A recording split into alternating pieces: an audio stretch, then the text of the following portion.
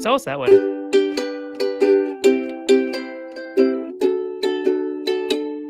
Maple syrup. So I think it's because my fingers are fat and my ukulele is small. that might be what it is. I just gotta get better. I just gotta get good, as my kids would say. Hey, everybody! It's the Maple Syrup Show, and it is a Wednesday night, and here in glorious London, Ontario, Canada, the second best London in the world, for like 135 years running. It is 9 p.m. James, it looks dark there, but is it? It's very cloudy, so it is Oh, pretty dark because of the rain. okay. But normally you're in like sunny side California. That's right. That's right. SoCal, down here in Irvine in Orange County. So it's 6 p.m. here. So normally, yeah, it'd be fine, but not today. Not today. The one day that it rains in California. And then, Kat, you are not in Pacific time zone. You are all the way in my time zone. What's happening? Where are you? What are I'm you in doing? Boston. I just arrived.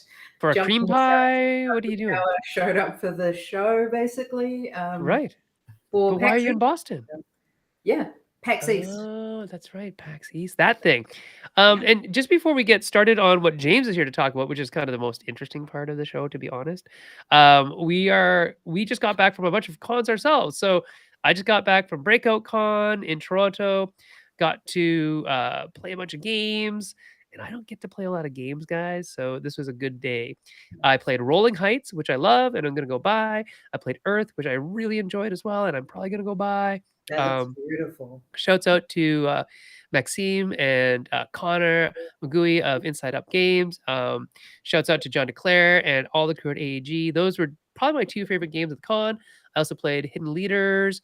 I played a demo of Terminus, which is cool. It's local designers to Toronto, Earl Asperus and Tom Volpe, and they're working with Connor, who's up in Thunder Bay. So it's an all Canadian deal, which is cool. I got to see a couple new things from Kids Table board games and Burnt Island games, and I also did play Into Deep from Burnt Island Games, which is Daryl Chow's and Josh Capel's cyberpunk thriller game, which is really, really cool. Except it's really kind of dense in how you score, and it would be nice to know that up front, but I'll work it out. I'll figure it out how to teach it. I just need to figure out how to teach it better. So, anyways, I had a good time and got to see a lot of people. Saw, Daryl, Eric Lang, Tanya from Hasbro, met some new people, Andy Kim of The Spill, recorded with the live rig for the first time for Ludology. I recorded a whole hour with Andy. It sounds great. So that'll go up to Ludology patrons. And we'll see what we can do for all you Maple Syrup people too. If we can maybe do some joint ventures between Ludology and Maple Syrup, seeing as it's the whole team is the same team sort of. I'm kind of the connector in the middle, but yeah, so that's what I did at Breakout Con, which was great. Sat on a bunch of panels, oddly enough mostly about role-playing games. For some reason they ask me about role-playing games more nowadays than they do about board games, which is maybe because they have more people who are able to talk about board games and less people who are able to talk about role-playing games. I don't know, but anyways, there I was talking about role-playing games. That was fun too. Kat, what did you do at Token Con? So Token Con was our very first booth as Drea Inc. Oh, cool. We've never done a booth before for board games. We've done lots of craft markets, so it was really interesting seeing the difference and the different experience. We managed to play BubbleNet.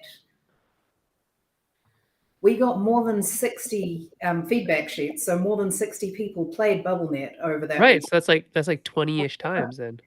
Yeah, it was insane. It was just like so many people. That's awesome. Yeah, way And more. BubbleNet, just for people who don't know, is a Drea Inc. game. Yes, Not somebody else's game. I was playing all other people's games. And we also managed to get in a couple of tests of Mycelia, which is another of our games that we're working on. Yeah, so all about the mushrooms. Exciting. Yeah, with mushrooms, you get to play as mycelium and create environments where mushrooms all fruit and things like that. Fun. And we also got to watch a lot of testing of some of the absurdist production games, and George got to play. What's it called, David? It's a espionage. That's it. And we got to play an amazing Greedy Goblins game, which was so much fun, by the Baron's Game Room, I think is the name. I hope I got that right, Aaron. And we were generally made very welcome by the indie designers of Oklahoma, and we are very Awesome. grateful for that. It was a great time. Great time. Good. And I heard you met my better half, Jay Cormier, which is super Sure fun. did. Yeah, there you go. And he taught us a lot of different things, actually. He taught us how to pitch. He taught us how to write rule books. Yeah, it was pretty cool. Yeah, Dave. I'm talking about Dave here, but Jay's a smart guy. He's learned from the best, obviously. I mean, I'm kidding. He knew all that stuff before. I mean, we worked it out together. That's as even as it's going to be.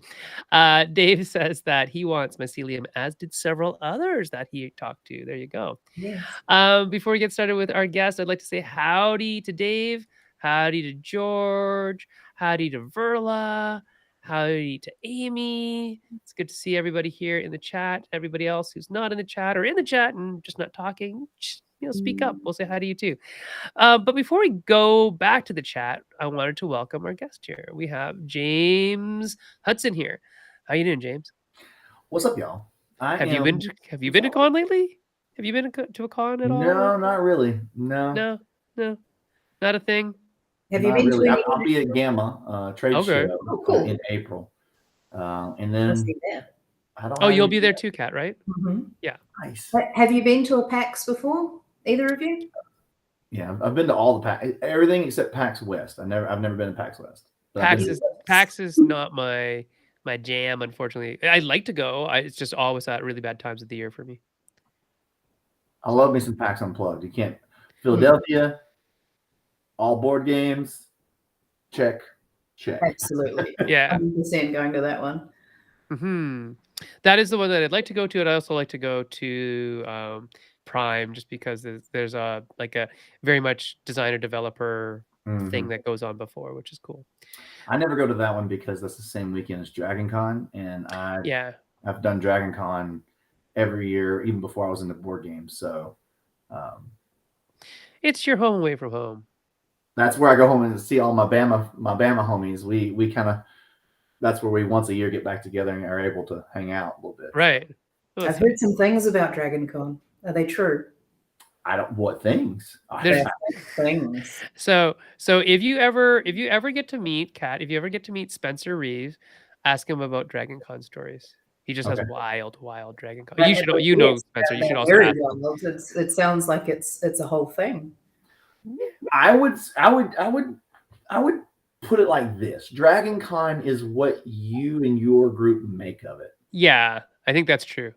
If you want it to be a party con, it's a party con. It can be a party con. If you want to go to panels and do cosplay and play board games, whatever of those things you're into, you can really make your experience about whatever. But I will say, after dark, it does get pretty lively between the 5 hotels. Yeah, there you go.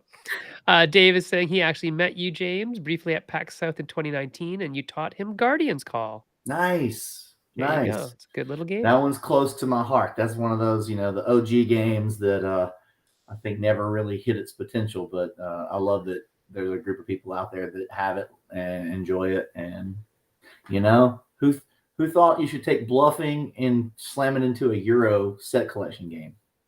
Who knew? Sometimes you try. Why not? Well, we did it. We did it. There you go. So, James, before we get started, let's hear a little bit about you. What's your origin story? How'd you get into gaming?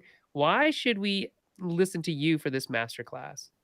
You should listen to me because I have messed up so much. He really has. So much. I mean, for those of you who don't know, I work for James as a developer off and on, and yeah, he's made some mistakes. Why hiring me? No, I'm kidding. What is it to steal something from Jay? You got to fail forward, right? So that's part of what I'm going to talk about tonight. Is I'll always preface this with there are a million different ways to go about business, and my way that I've got going here is not any sort of I'm not proclaiming it as the gospel in any way, but I think there are things that you can take away from it and maybe apply in your own way, right? Because somebody else taught me this. I have to give a lot of credit to Garima Sharma. She was my partner there at Skybound for quite a long time, and she has a keen eye for the business side of things and for spreadsheets and like really dialing things in. And she held me to task on that, and I needed her to do that because I'm over here in creative board game making land, like just make the cool things. It doesn't matter how much they cost. It's got to be cool. It's got to look good. And and she's like, no. And how'd that go? I mean, not so well. I mean, sometimes you get lucky, and the problem is, I think we can all cherry pick projects on the outside fringes of the spectrum that did well despite some of these things in either direction, and that's not fair to people that are prepping themselves. You can't compare yourself to an outlier. You have to be closer to the median. You have to know how things are in the middle because that's probably where you're going to be. Yeah, and we'll lift you up and crowd surf you out of here if you get yourself a Gloomhaven that despite all odds and all different things that you need to overcome, you hit crazy levels and rise to the top of the charts. Yeah. But my 60-second elevator origin story. Big Warcraft Blizzard nerd. That same Dragon Con group that I'm talking about, that was my Warcraft group. Oh. They said, hey, we're drinking beer and playing board games on Tuesday night. Come over. And I was like, that sounds awful. I do not like Monopoly. I do not want to do that. And they're like, we don't play Monopoly. Just get over here and play this game. Just come hang out. I was like, fine, whatever. Played Power Grid. Had an amazing time. And immediately played some little social deduction game afterwards called Werewolf, and was like, I did not know these things existed. And then I went down the rabbit hole. And then, I've always been on the creative side of things. I've always liked to make stuff. I've always definitely swam upstream, even in my corporate job. I was always looking for different ways. Had a very entrepreneurial mindset, and wanted to try it out. So I initially made Bloodstone. Bloodstone was my first design, Sin. So I know you've helped me with that. But I knew that I could potentially bankrupt my family if I tried to make something that big and audacious out the gate. So then we worked on a little card game called Barnyard Roundup. So I wanted to be able to learn the business that way, and it was really fun making that game. At the time, I didn't want to play Chutes and Ladders with Parker anymore. I needed something else to play.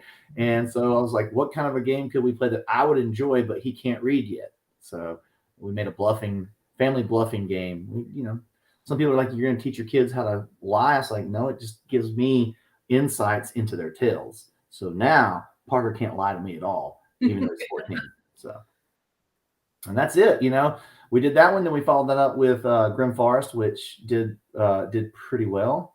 And then that got me on the radar at Skybound, which then we just kind of rolled into that. So here we are today. I'm back on my own again as Druid City Games. And just if you need more board games, I still have 2 pledge managers open. And if I'm not selling, I'm not breathing. So Wonderland's War, Shards, the expansion, and you can get the OG Deluxe, and then Tidal Blades 2, which I got to tell you guys, I think Tidal Blades 2 might be the best thing we've ever made. It's amazing. It's so good. But those 2s are still open. So if you need more board games on your shelf, go check them out. There you go. Very cool. So tonight, everybody, we are talking about the lovely, completely boring, but totally necessary profit and loss sheet. So James, what is a profit and loss sheet, and why do I, a board game designer, creator, person, need to know what a profit and loss sheet is? Well, I'll say it's not boring. Yes. It's just not as exciting as making the game. Oh, okay. That first word is really fun. That's not boring. I like that word. Profit nice, loss bad. No, less of the second one. Also not boring though. Well, here's the thing. The reason it's so important is every category and every aspect of of the spreadsheet that we're going to talk about tonight has a big impact on what your box looks like, what you get to put in it, what the market's going to think about your game when they walk up to the shelf at their local game store to potentially think about buying it. So it really is impactful in every way of getting your game to where whatever your vision of the game is, right? Mhm. And a lot of times I think our vision for the game vastly over produces or over grandiolizes what we can actually afford to put in the box that makes sense. Yes. And I think we see that a lot on Kickstarter, right? And Oh, then yeah. we see companies only make one game because, like, I worked on this for 3 years and I didn't make. I not only did I not make money, I lost money. Um, and no matter how passionate you are about something, if you sink 2 to 3 years of your effort into it and you either only break even or even just make a little, like, okay, I worked for 3 years and I made $15,000. So I made about 17 cents an hour for working on this. Like that doesn't feel good. It No, it doesn't does not motivate you to translate. keep going. No. So So what you're saying, James, is that actually we shouldn't just go, I want minis and like 3D everything, and I want like a 50-kilo box for my game and all of no, I'm those not sorts of saying things. that at all. I'm saying if you want that, Hmm. go for it. Oh, really? Absolutely. Your math though has to make sense, right? Oh, I The see. math has to work.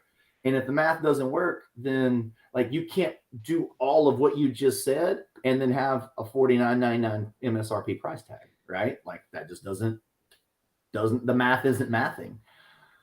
And Right. we see So again, that's the scary part, is getting the maths to, like, you've got this vision and then you've got numbers. Just for So everybody listening, exactly. Kat is from New Zealand, and therefore she might call math maths. Which is the right way of saying it. It's It's okay. mathematics. It's It's a all word. right. It's fine. there's a lot Um, of different maths, so yeah. I get that. So a profit and loss sheet is, we were talking about this before we went on air, is like guardrails, right? For the Mhm. campaign or for your product, your project, to like make sure that you're profitable at the end of the day, right? That your losses don't outstrip your profits and that your profits are plannable. Like you're actually planning to make profit, Yeah. right? And I think if we go in as artistes, as some of us are, and we think, oh, we'll just sell it to whoever comes, and maybe I'll make something and that'll be okay. Then when you get nothing, you go in the hole.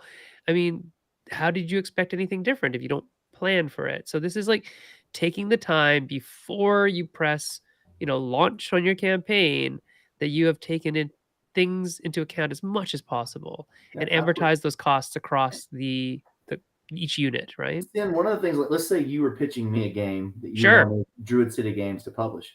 I would build out a forecast in this profit and loss structure that we're going to go through. We would look at it together so that I would give you some different milestones. If we sell this many, if we sell this many, we sell this many. You could see what, as a designer, what you potentially could make, Hmm. and then I can see, like, is the vision for the game that you're trying to sell me, do we agree on what that market price needs to be, how much money we have to make it, and if we can move these many units of the game, this is what we all stand to make, right? I think that's a really, really great way of doing it. And I wish more publishers would be transparent about that kind of thing, because they're not. But I think it would really help us as designers to know what our constraints are in terms of pricing and components. Um, I think like that a lot just because I've been in this industry for so long that I know what costs are. But I know a lot of people out there, especially the people who are doing all of their design on TTS or another virtual tabletop, that there's like people on a daily basis who are posting stuff and saying, "Hey, so I have 80 dice. And my game works like this." And like the first red flag is already up. Like 80 dice. Do you really need 80 dice? But because of the virtualness, the virtuosity, it's like that Jamiroquai song. It's like virtual insanity, right? Like this is like unreal. This is unreasonable. And I like that a profit and loss sheets can bring us back to that reasonableness of math and Well, what at the does end this of the day, actually mean? if I was looking to sign your game and we pop it into this and we don't see profits, right? That's Yeah. bad for both of us. Yeah. Like, so Hang on. sure, you might get a check once, but like you don't typically make games to hopefully only make one check, right? Like you No. want to make something that has No. legs. Yeah, I And want residual income for the rest of my life. That's what I want. well, not just that, also, you want a lot of people to be able to enjoy it, right? Sure, but I really want residual income for the rest of my There's one thing that I've noticed with a lot of, because I used to sell at craft markets, as I mentioned. I Yeah. also used to teach people to sell at craft markets. And one of the main things that I've noticed that people don't understand is what is profit. So if I sell a game that I have made, right? So let's say I sell my game at a booth for $30. They think I made $30. I did not make $30. I made that game minus the cost of manufacturing it, minus the cost of the booth and the overheads and all of those things spread out across all of the items that I've made. So out of that $30, I may have made $5. I may have made $2. That's the profit. And that's the big thing that I think people just don't understand. When they're thinking about starting a business, they think, oh, cool, I'm selling my game for $30. I'm going to make $30 a game. And that's another thing that I find is a big objection with going through a publisher. It's like, oh, I'm only going to get 5% of it or whatever. That's not enough for all the work I've done. Yeah, but you weren't going to be making $30 on that game anyway. Well, So, I think the at least my system should really make, like, it really pulls the curtain back in Yeah. because what you're saying, So like, you scale that up to the point where people, I think there's a lot of fans that look at $1 million Kickstarter, right? And they're like, they made $1 million.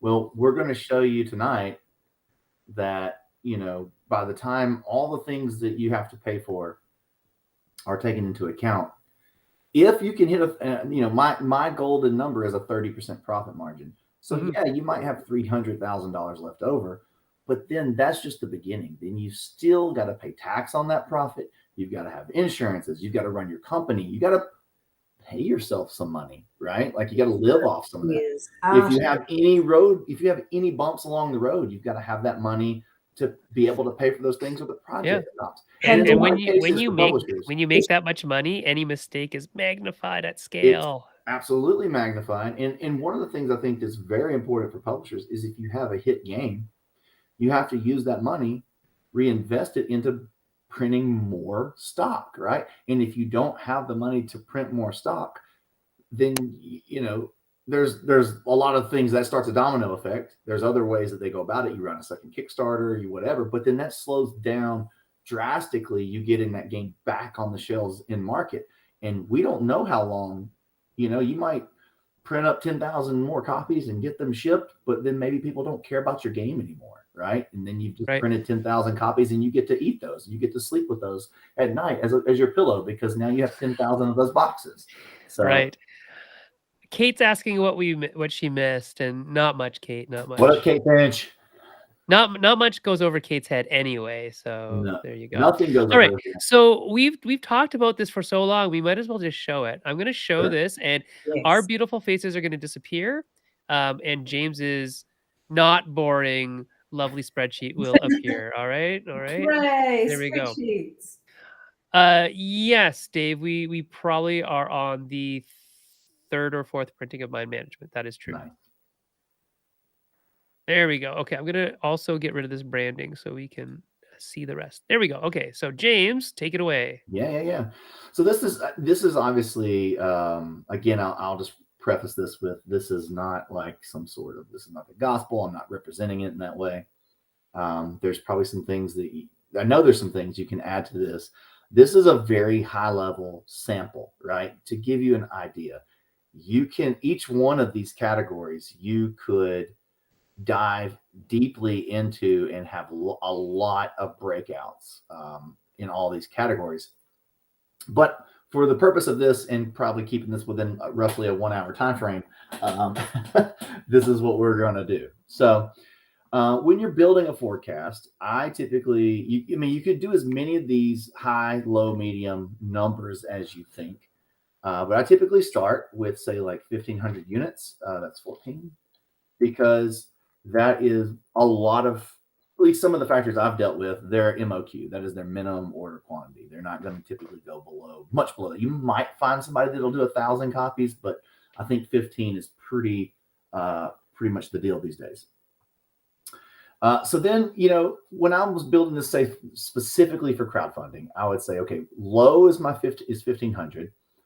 What do I think I could do if we just, pie in the sky, we nail it. So maybe that number is 7,500. And then your medium is what you think, I would typically say what you think is reality. Hey, can we move 3,500 units? Can we move 4,000 units? Whatever that number is, that's where you're going to be. And you'll see with your manufacturing quotes, typically 5,000 units is when the pricing starts to get a lot better, right? 1,500 units, this game's probably going to cost, let's say it costs $15, but if you can get it up to 4,000 or 5,000 units, that cost could drop all the way to $8 or $9, right? Like you almost cut it in half. And then it starts to play, it plateaus, usually around, at least in the quantities we can make in board gaming, I would say about 10,000 units, maybe 15.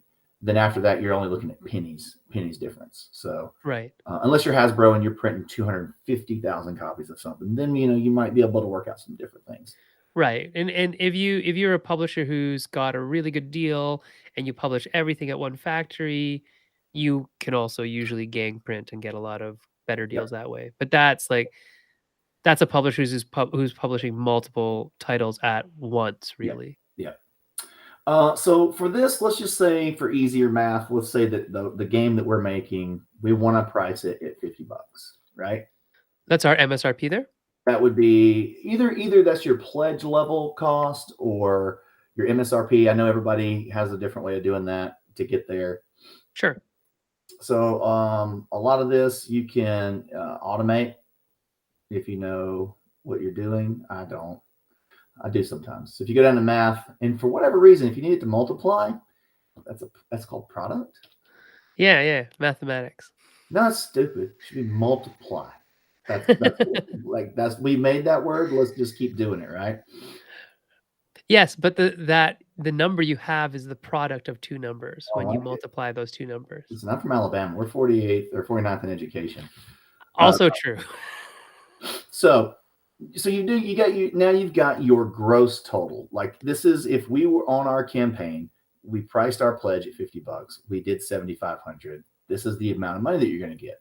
I'm going to just concentrate on filling this out down the middle. Sure. Just because that'll save us some time.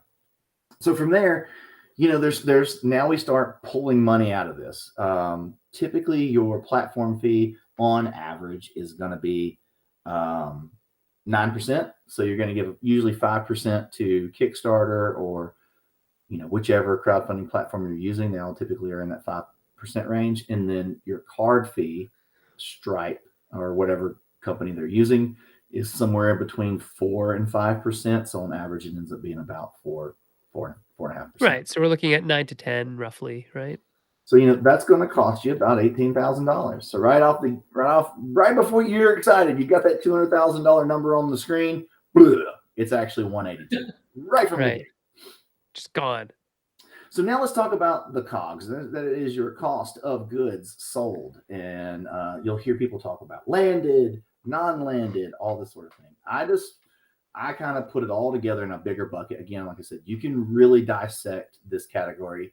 You can really break it down. I'm going to keep it pretty high level. Now you see that number is 20%. There's a lot of different methodology here. I would say 20% is your ceiling. You do not want to go over 20% if you can help it. The reason for that is you just start really. Our goal is to have a minimum 30% profit margin. Right. You can survive on a smaller profit margin, but 30% is just kind of like if you go to business classes, and I think that's a healthy business profit margin. It's not like, say, here in the US where we're yelling at Pfizer because they're about to start selling the COVID vaccine for $130 when it cost them $3 to make it. And all the research was funded by taxpayers. Like that is greedy profit. So just because you're trying to make profit doesn't make you greedy. It doesn't make you a bad person. And in fact, you need profit to be able to support your products and then also build on to maybe future products that you want to make, So all that say, if our MSRP or our pledge level is $50, that gives us $10 to make the game. Now that's going to start kind of giving you lots of good information, right? Because, well, do you, Sin, you've designed a lot of games. Sure. If I said we've got $10 to make a game and you were pitching me your game, instantly you're going to say, ooh, that's going to be tough to do. Can I have another card, please? Please, sir, can I have one more card? Or you're going to say, oh man, this is no big deal. That's plenty, Yeah. It just depends on the game, right?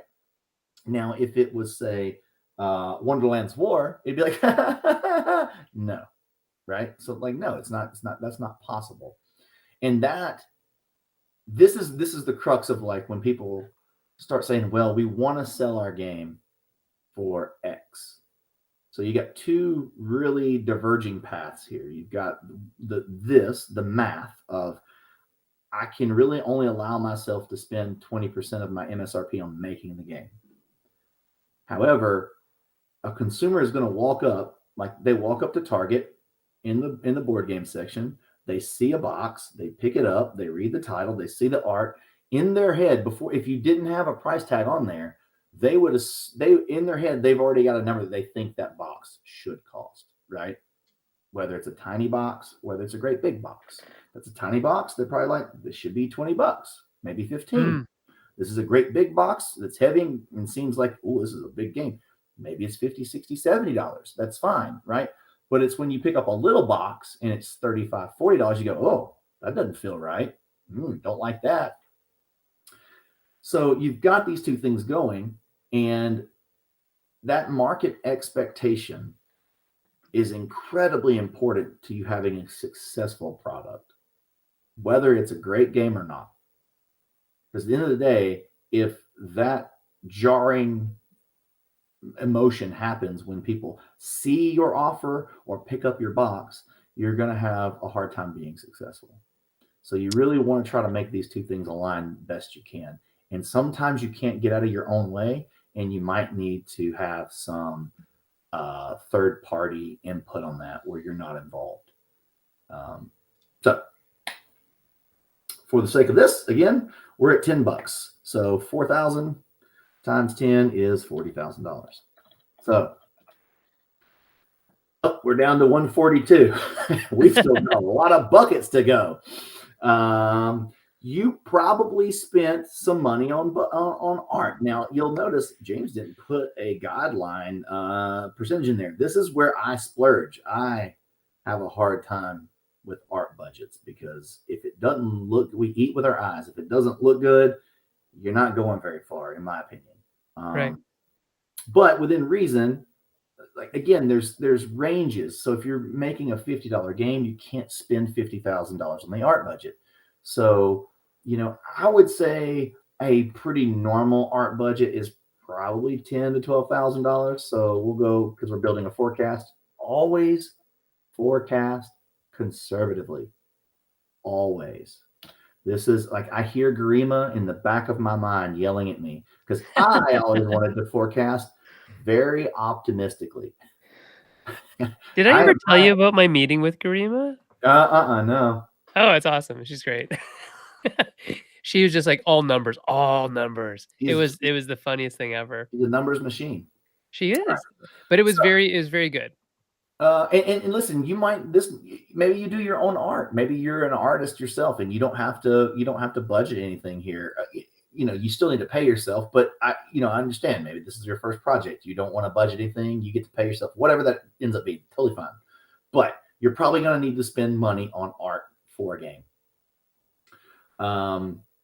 So let's talk about production molds. So there's going to be costs of like your pre-production, like you got to make prototypes to send to reviewers for all the money that you spent on card sleeves and chopping stuff and making your prototypes to make the game. This all has costs. Then maybe this is a $50 game, so to Kat's point, this one probably doesn't have a lot of minis and things like that, but maybe you've got some dice, you've got a few things. Those molds might cost you $3,000, but then you've got like your prototypes and all that sort of stuff. So we'll just put $5,000 as a conservative number for your pre-production stuff in your molds. Is that where you would include tooling costs and things as well? Exactly. Yeah. So just a quick question. Mm-hmm. Because they're not percentages, those numbers are the 12 and the 5 in art budget and production molds. Those would translate over into the low and the high at the same cost then, right? Mm-hmm. Yeah. Okay, got it. Now let's talk about ocean freight. Oh no. So it is what it is. Okay, so this is the least fun part of all of this for me. The easiest way I think you can go about this is you need to know how big is my game going to be, and you can ask your manufacturer because they have to pack containers all the time. Hey, Mr. Mrs. them, whatever. What is the projected dimension of my game, right? How much do you think is it going to weigh? They're really good at this because they make this stuff all the time. Okay, how many of those units could I get in a 40-foot container? And they'll tell you, like, hey, we estimate you're going to be able to get 2,800 of these units in there. Cool. All right. You're talking to your fulfillment company. You can look at what the cost to ship something is currently, and then you can build this into this pretty accurately for the way things are currently. Is this problem you would just put in things like whether the manufacturers are packing directly for you as well? Like if they're boxing the orders up as well, would that go into this area, or is that would you break it out into fulfillment? So that depends. In the past, so typically when you get a case, that's going to be included in your COGS, right? Like that's going to be a part of the assembly. But you could, and I've done this before, have them make mailer boxes. So if you've got, like, say, a pledge that doesn't have what we call pick and pack, have a lot of add-ons and things that would get added to an order. Let's just say you have it's just a straight up box. And at the factory, right, you want them to make a mailer box so that when it gets to the fulfillment warehouse, all they've got to do is slap a label on it and send it out the door, right? Because you can get some breaks on the fulfillment costs if that's the case. Also, it helps protect the game better, so you have less damages. There's a lot of factors that go into how many units can I get into this container and how much is that going to cost me, whether it's in this fun bucket or this fun bucket. They're all buckets. Quick question. George is asking, why did you break out production and molds from the larger manufacturing costs? Is this because it differentiates it for follow-up print runs? George is on it. It is because it does those are one-time costs. Yeah. Right? To make those molds, to make those prototypes, it's a one-time cost. So I track those separately because if I ever need to make another print run, I don't have to pay that money again. Right. We've already same thing with art. Yeah, we've usually. Yeah. And art too, right? Which is why I like to do those separately. Good. All right, and Kate just answered that too. Sorry, Kate, I didn't see that. She's so smart. She's done this a couple times, and she's done it with me several times. Exactly. There you go. So, all right. When it gets back to the ocean freight again, I don't know if the camera's still on me, but I'm just like rubbing my face. No, you're not on camera anymore. People can only see you. You're worried. That's good because I'm just like,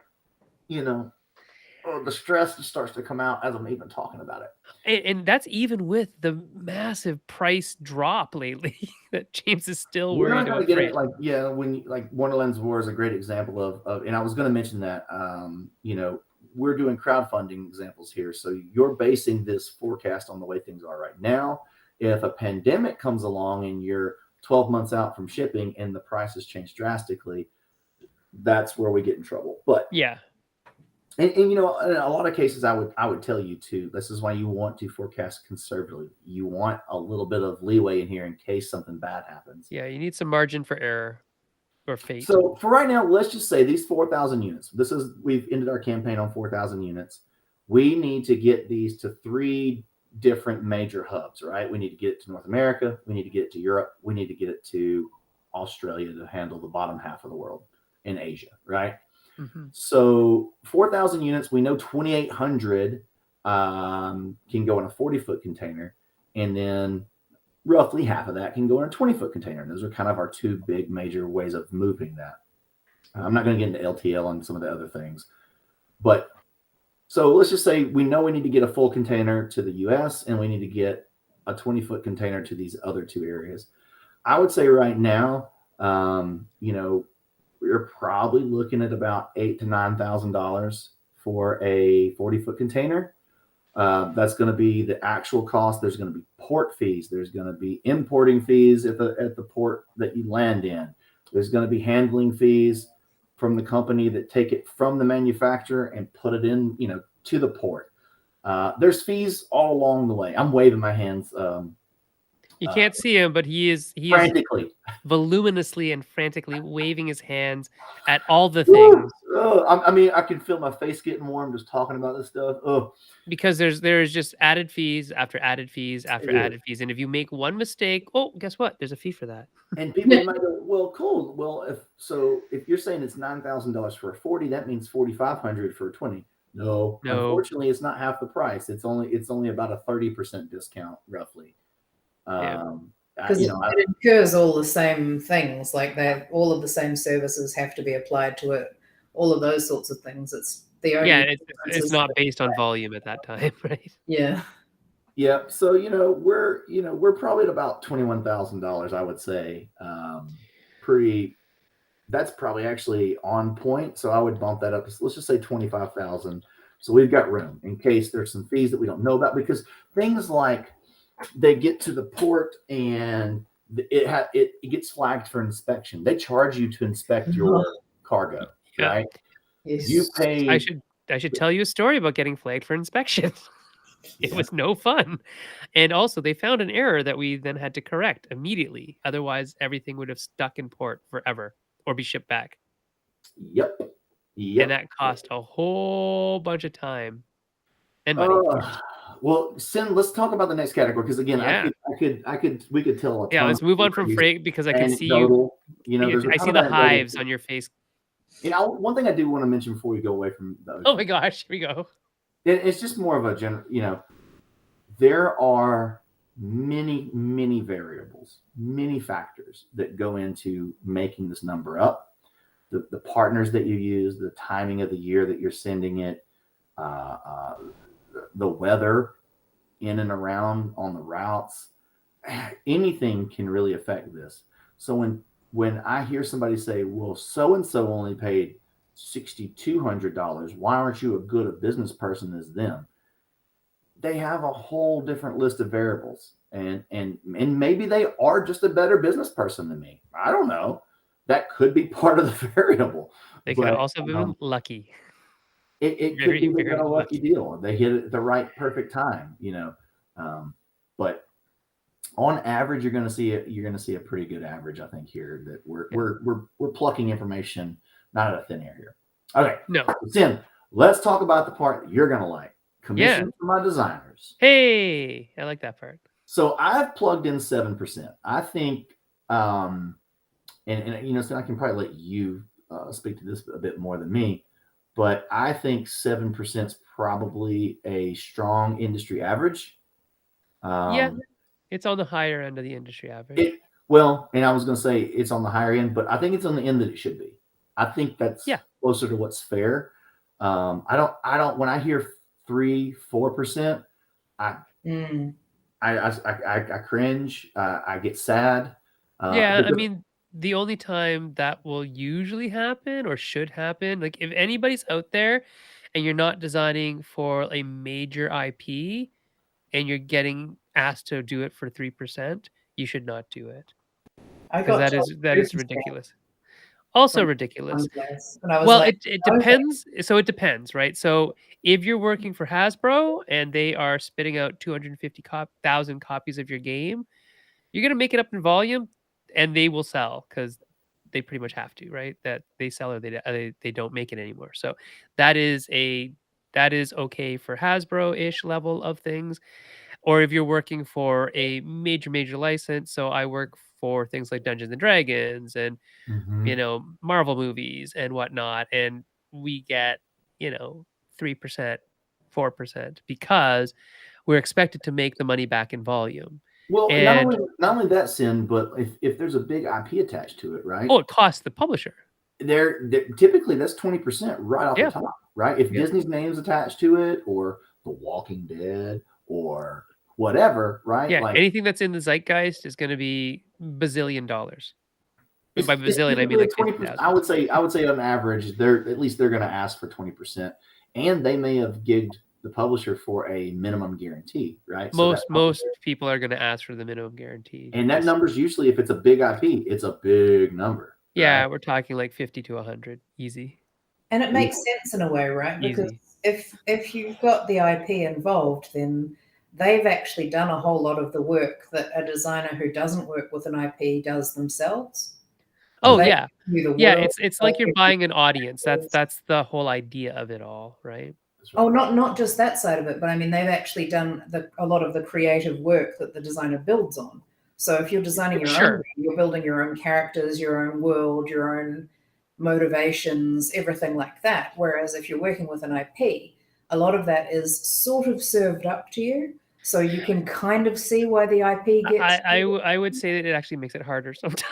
Oh, Okay. absolutely. Well, anyway, we're gonna rabbit trail here, but Yeah, let's not go on that. Yes, sorry. that's the why the low end can be that low. But I would say if you were designing a game and you're pitching it, I think the lowest that I would, because I've designed games, I know how many hours I put into some of those designs. I'm not excited about 3 or 4%. So 5, 6, 7. So I would say, Cindy, you can back me up here if you or debunk it. I think somewhere between 5 and 7, it would be acceptable. Yeah, I think that's People say acceptable. 10. Yeah. But I've never actually heard of anyone actually get 10. Oh, so this is a whole other show. We can go into this some other time Yeah. about like ladder clauses. Ladder clauses are wonderful things, and we'll talk about them some other show. I But thought we James, said- what about those? What about the commission? Let's put the Yeah, commission in the So spreadsheet. no worries. Here's the way I handle this. So when I work with a designer on, and again, this is another one of those business things. You can structure your contracts however you want, right?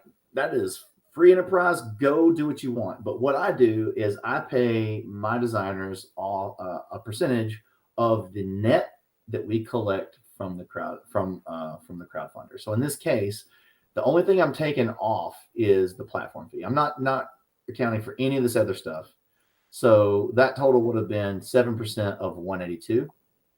So to send your check would be 12,740 from the Kickstarter. Oh, right, because 4,000 sold.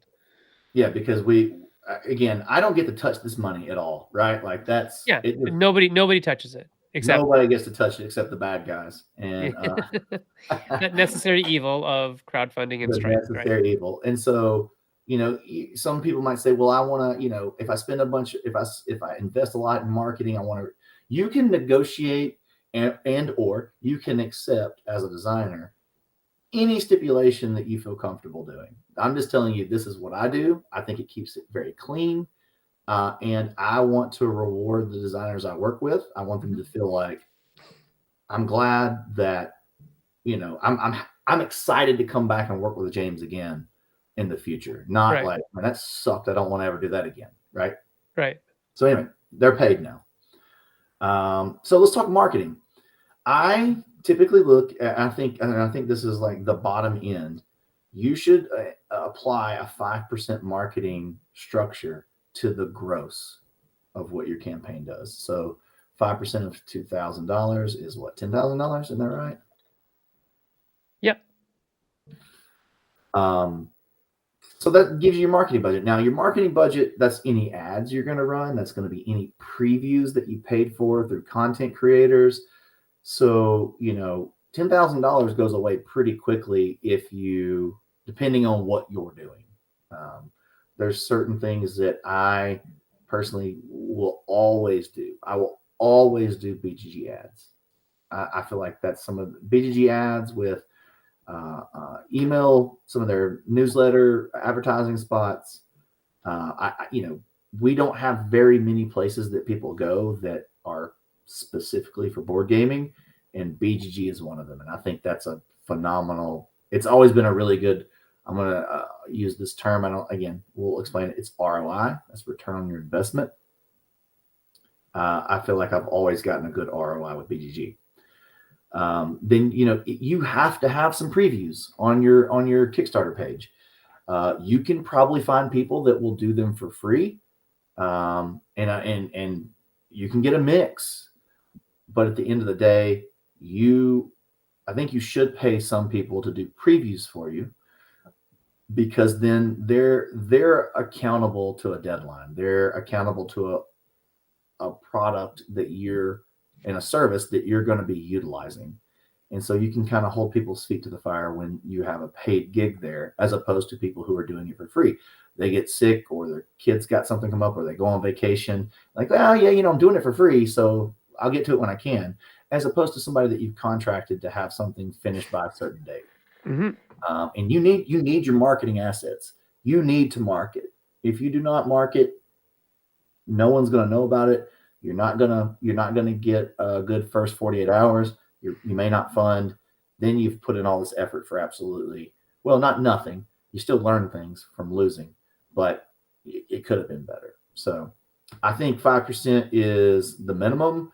I wouldn't go above 7 or 8 at the high end, just because then again, you're starting to there is a bell curve when it comes to marketing, and you don't necessarily, it doesn't just keep going up forever. If you're getting some good results, you're going to start having diminishing returns. Mm-hmm. You can overcapitalize on marketing. Mm-hmm. Mm-hmm. Good. So again, I'm sure people can come into the comments and tell me I'm doing that part wrong, or I'm spending too much or too little or whatever, but that's just the way I do it. And whatever you're comfortable with, for the purpose of doing a P&L spreadsheet, you plug that whatever number you want to. I'll fight you tooth and nail about the 20% on COGS, but if you want to, these are all variables. These are locked in. You can spend less. You don't have to spend this amount, right? Like in a perfect world, you may only spend 15%, but typically, if you're doing crowdfunders, I think you're looking at like including stretch goals and having more content. Right. It would be if it went straight to retail.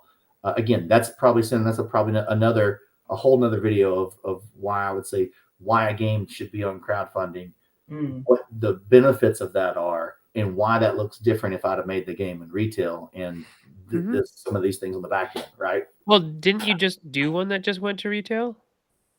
Yeah. Tidal Blades Banner Festival. Yeah.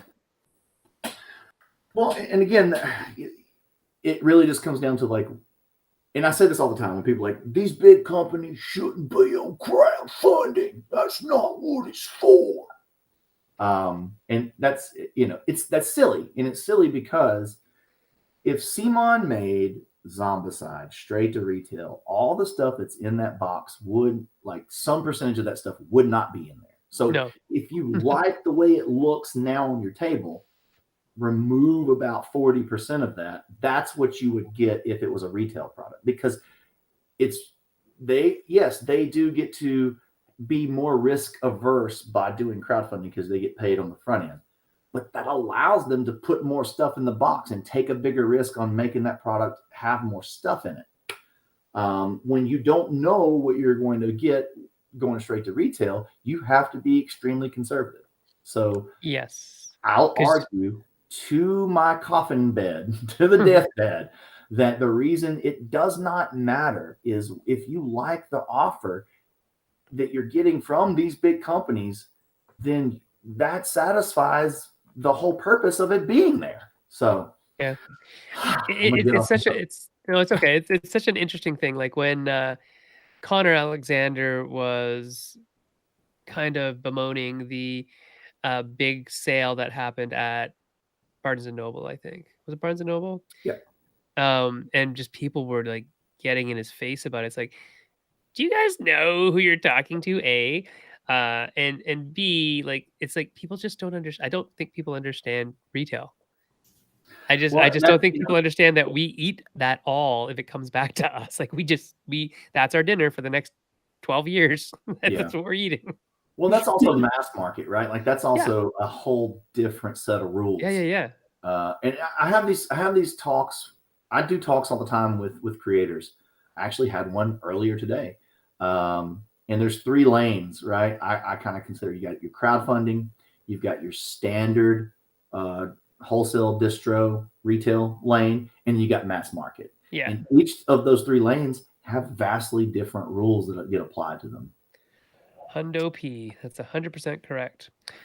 Okay, so let's talk about this last category here, shipping subsidization. So when you're doing a crowdfunding, you have to consider, I think Amazon has forced us all to have to consider the fact that there is zero market value in shipping costs because Amazon has bottomed that out. We all feel like shipping should be a free service. I spend enough money with you, I should just have free shipping. But at the end of the day, for us creators, getting that box from the fulfillment center to your customer's front door has a cost. Mm-hmm. And there's a lot of factors that go into that cost, not just what FedEx or UPS charges to get it there, but your packing materials, the labor for the people that are putting it together, all the fees that are associated with that, fuel surcharges depending on what time of the year. I hope you're not shipping it in December because your fuel surcharge is going to double at that time. And so if you're saying this $50 game is a 12 by 12 box because it's got to fit inside your calyx. And it weighs 4.5 pounds, which gets rounded up to 5. Then you look at your weight table and you look at how much your box and your packing material is going to cost. And you're like, this is going to cost me $17.50 to ship to, say, the 50 states in the U.S. Contiguous states. Yes. No one is going to be excited about that, right? Because Amazon has ruined that value prop. It's supposed to be free. Or, hey, I'm supposed to get some deep discount on that. So you have to make that decision now because that's going to be a part of your initial offer because a lot of people are going to look at this cost and then whatever the shipping cost is and say, that's kind of my all in, right? So at this point, if it was $17.50, it's going to cost me $67.50 to get this game. So a lot of times what you'll see is publishers and creators subsidize that cost to make it look more attractive. We're not even going to talk about the idiotic days of, I'm air quoting right now, free shipping included. Yeah. If you did, I mean, that $17.50, you still got to pay it, right? Yep. So that, $17.50 times 4,000, that's a substantial number, right? Like, well, we can math that out right now, right? We got math. We can math, and let's plug that in. If you paid if you offered free shipping, it'd be $70,000 if it was $17.50. Oh my God. Yeah, so you can't do that, right? So in a lot of cases, what I would say is look at about $5, right? As a subsidy? As a subsidy. So like 20,000. So that $17.50 comes down to $12.50 and feels more palatable to your customer, right? Sure. I get that. If you could get it down to $9, so it's a single digit, right? Like there, you have to. It's again, it all depends on the variables of your product and where it's going, and all those things. But just as a general number, let's just say that we spend about $5 to subsidize shipping across the board. That's a chunk of $20,000. Okay. And we could do a whole episode on each one of these line items. I mean, maybe we will. It'd be a hell of a series. Yeah. All right. So now we're down to the really important part. What is our profit margin? So we're going to take this net number and we're going to divide it into our gross number of 200,000. And we currently have a 28.6 profit margin.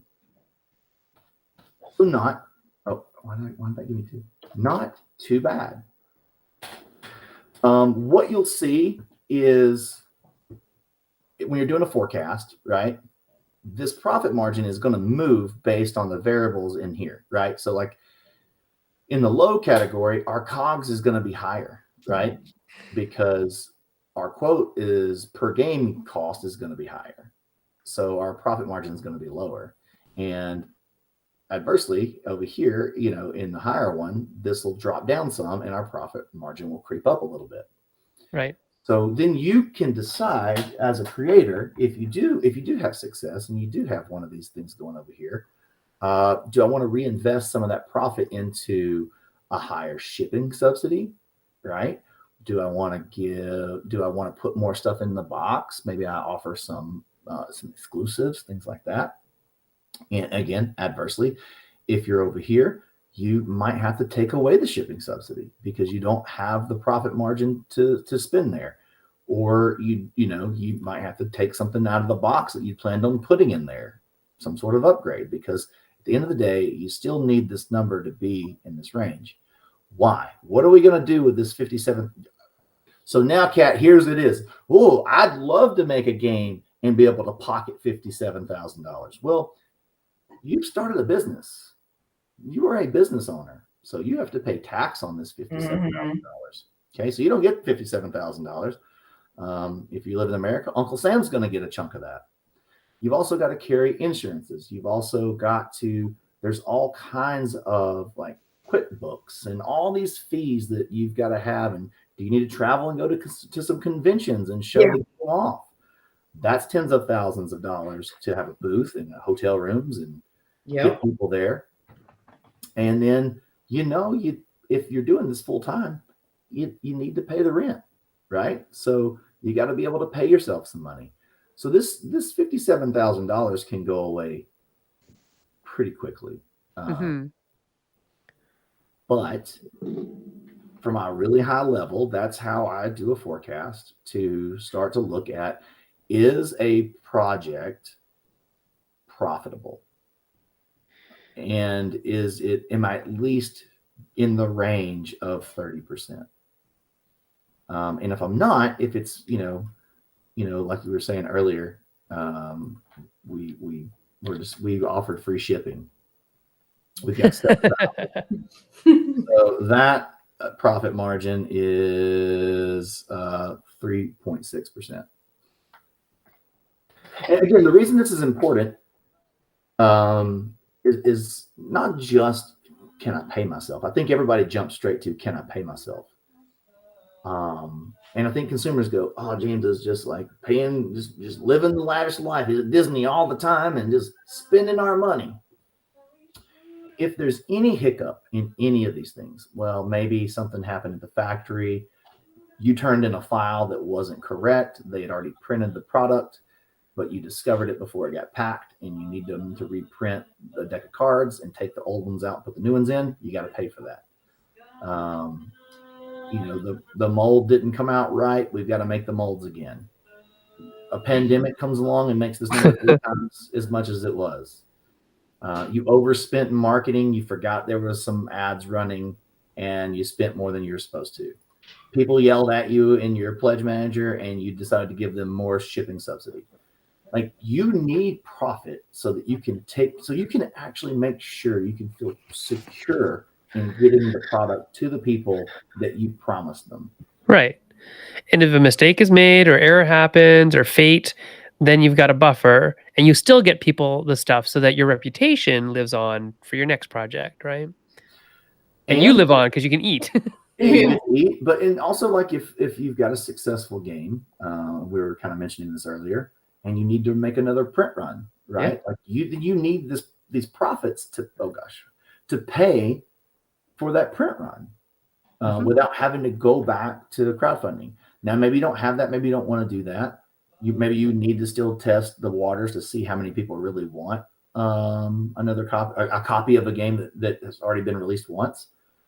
Because it is gambling, right? Like Sin, you guys were talking about it with mind management. Okay, how much appetite do we think there is? Should we print 5,000 or should we print 10,000?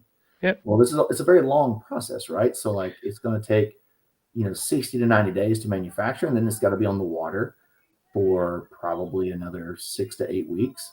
So you're looking at minimum, if you do things even quickly, 4 months, but probably closer to 5 to 6. So people are excited about it right now, but by the end of the year, are they still going to be excited about it? Yup. That's a very difficult thing to forecast. Well, it's just gambling. It's just throwing darts at the wall. You don't really know. You're just having to really bank on it. That's why a lot of people do want to go back to crowdfunding for that. Just because then we can see people pre-order it, and if they want it, then that's how many will print. Yep. Yeah, and then I mean, overprinting is like a big error as well. So you got to ship it, you got to store it. If you overprint, then you've got you're paying warehousing and storage fees, and you've got a bunch of sunk profit that is in dead product that's not moving, that you cannot do anything with effectively until you liquidate it. Right? Do is clearance it out. You can clearance it out somewhere, and you're going to get pennies on the dollar, and you're going to make everything look bad as well. Like the public impression of the game looks horrible if you liquidate. So I love playing with these numbers, by the way. So if you didn't have a shipping subsidy, then your profit margin goes up to 38%. So. Right. So you're losing about a 10% margin on your shipping subsidy for this case scenario, right? Yeah. Well, I think that's some good insight, James, for everybody. I'm just going to turn the solo off of this so everybody can see our lovely faces. So that's a really good primer. Like this is like 101, guys. This is not deep. Like James said, each of those little subcategories could probably be broken down into its own little show. So one of the people, and I think if you know Kurt Dennison, with Thunderworks, he's a numbers guy, right? Yeah. And he's one of the people, like when I said, hey, before I made the video, I kept it private because I've got a video of this where I go over it on my YouTube page. And I sent it to him and I was like, I'll buy you a steak dinner and a beer, whatever, but can you watch this and just make sure I'm not saying something really stupid or something you just strongly disagree with, like, because I know you're a numbers person. You do this all the time. Please, just idiot, proof check me here. And he watched it, and that was his thing. He's like, I definitely dig deeper into each of these categories. He's like, but for the purpose of what you're putting out, he's like, this is all good information. So yeah, and I think like that's the type of thing that if you're going to Gamma, if you are going to any cons, grab a beer, grab a drink, or not a beer. Like if you don't drink, don't grab a beer. But find some mentorship in some of these areas of people who are good at this stuff, right? That have done it before. Even people who are good at it need mentors. Like James has done this a few times. He's been around the block, and he's still asking people to check his work because he's like, I want to make sure I'm saying the right thing here. I see Helena Capel in the chat, and she's done a bunch of this stuff, right? Yeah, if we're wrong, like you're damaging your financial future, right? Like this is like and your career, right? Like if you want to keep making stuff, I mean, your reputation is out there if you don't deliver. And so now I would just say, sure, you might be able to reach out to people and ask them to be a mentor, but a lot of people are really busy or really stressed, and that a lot of times you might need to pay somebody for some financial consulting when it comes to this sort of thing. Like I said, I'm happy to do this and at least give folks what I hope is enough information to not just make big mistakes, but you need to probably hire a bookkeeper. You need to bring somebody on board that is a number. Like, if you're not a numbers person, you can't just say, we'll figure it out. Please don't do that. No, hire people who are numbers person. I have to apologize. I didn't know you could hear Eli. He's in the other room singing. He just got finished his coffee house, so he was singing on stage for the last couple of hours, and he's like, I guess I'm just gonna do that at home now. So he's out there in the kitchen singing. Sorry, everybody. Yeah, so Troy is saying at a small number of units, some of that probably doesn't need a deeper dive. True, you're true. But I mean, we're hoping that your numbers are going to be very large. Helena's loving the singing. I'll have to tell him. Maybe I'll post a video on my Facebook of him at Coffee House if he doesn't like get mad at me for that. But yeah, I mean, worst case scenarios for smaller publishers. That's a good point, Troy. Troy said that smaller self-publishers should probably at minimum do a worst case scenario.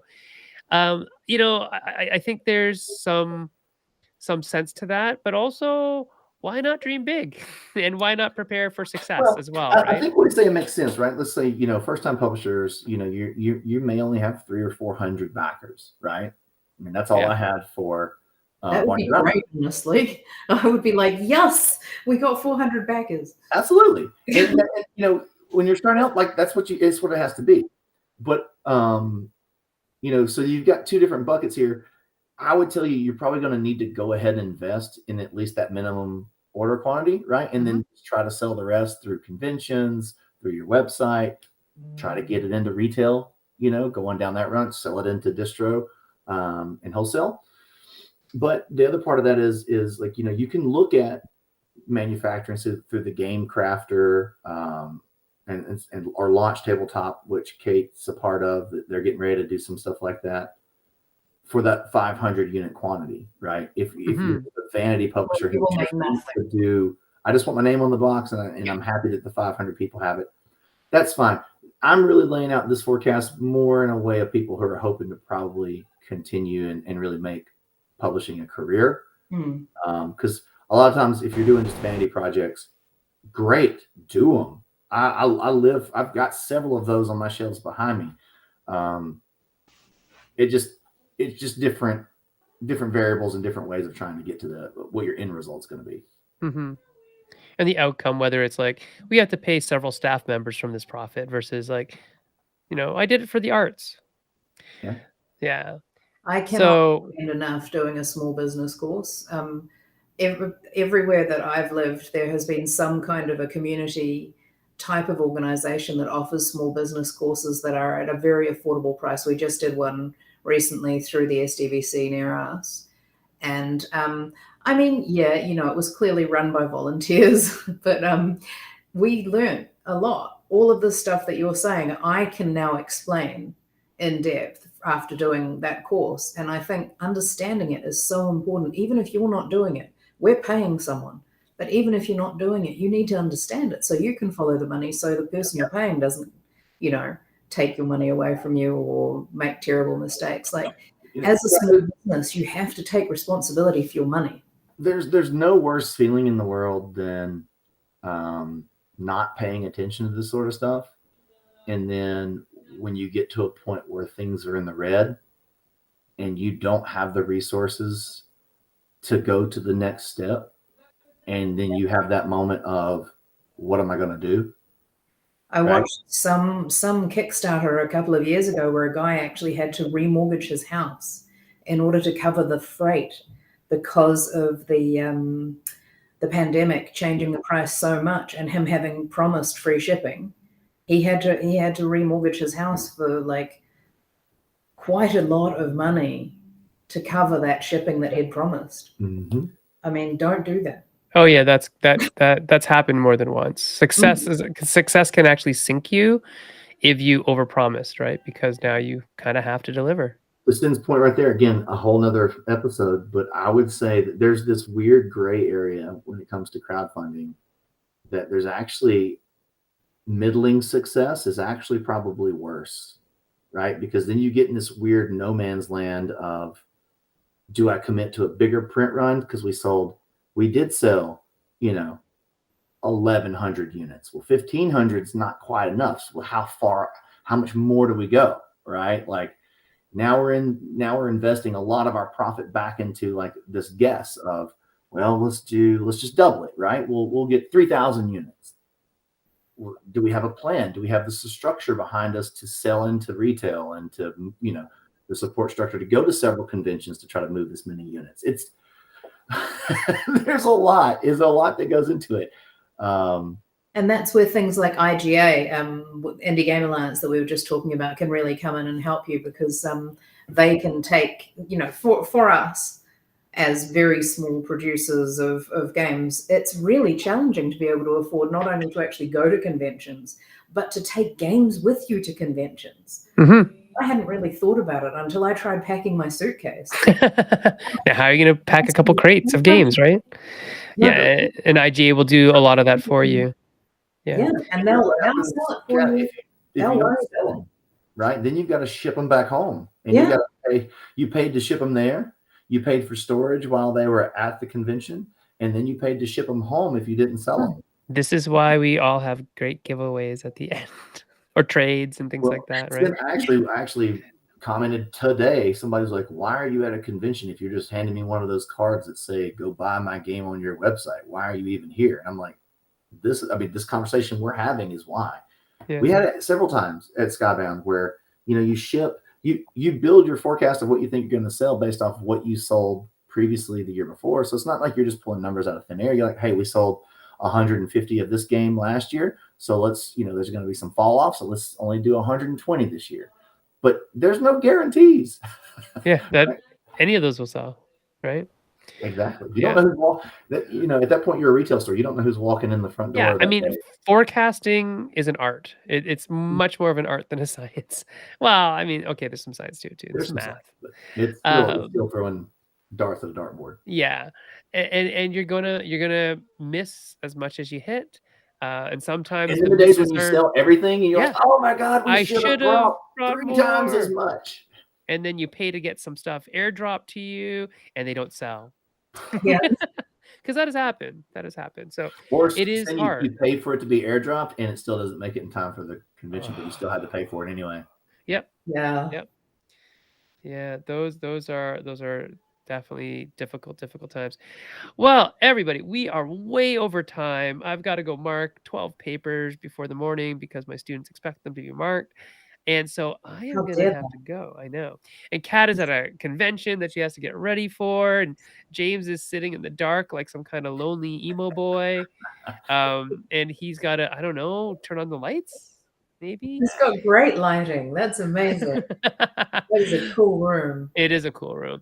But yeah, so everybody out there, I hope you enjoyed the masterclass from James on profit and loss sheets. I think there's a lot of stuff to be said about taking into account a lot of the things that James is talking about. If you are a small producer making games, shipping games, producing games, because it is something that with a little bit of forethought, you can get a handle on, well, what am I going to have left over?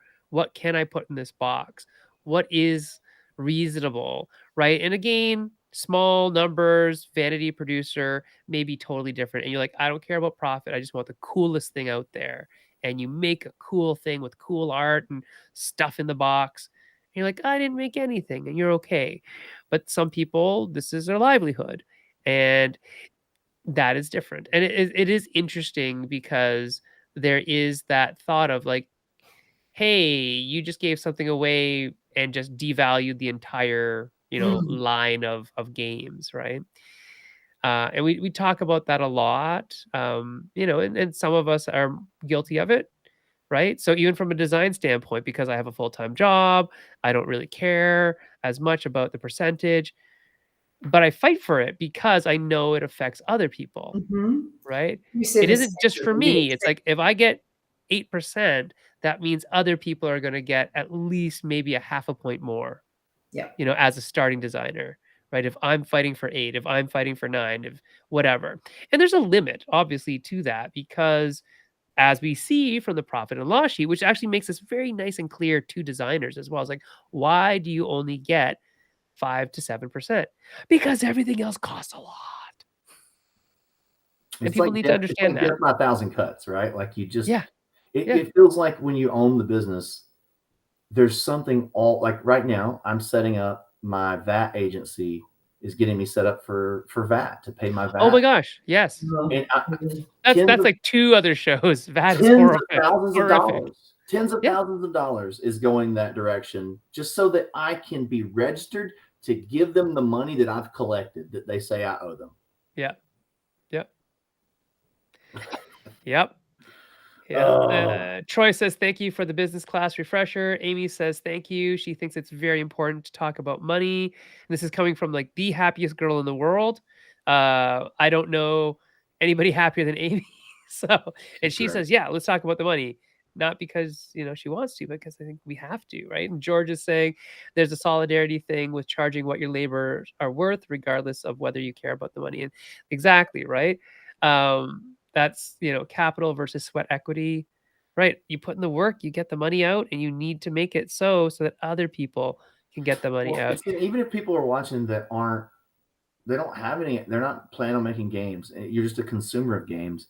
I hope the more education that we can give to some consumers will help when you hear a creator say, we're doing X, and then you see all these people like, why are you doing that? Rah! And then hopefully we'll have some consumers who can come in and go, you should really go watch the P&L show on maple syrup, because like you don't obviously understand the different buckets and what all goes into making these decisions and the money that is involved here. Yeah. Dave Thomas says, great show. As a small public and growing publisher, seeing this tells me we're on the right track, but also have a lot to learn. Yep. And a lot of it's going to be learned by just doing it, Dave. There's no books really specifically for the industry. There's obviously books out there, but it's a different industry, right? So listening to this, talking to James, talking to other people, getting some mentorship, paying for business courses, all those types of things. Very important. Okay, we're gonna wrap it up because I do have to go. Mark, you can find me on Twitter at Senfeng Lim. Where can they find you, Kat? Dreyer Inc. everywhere. Dreyer Inc. everywhere. And you can find us both at Meeple Syrup on the Twitter machine.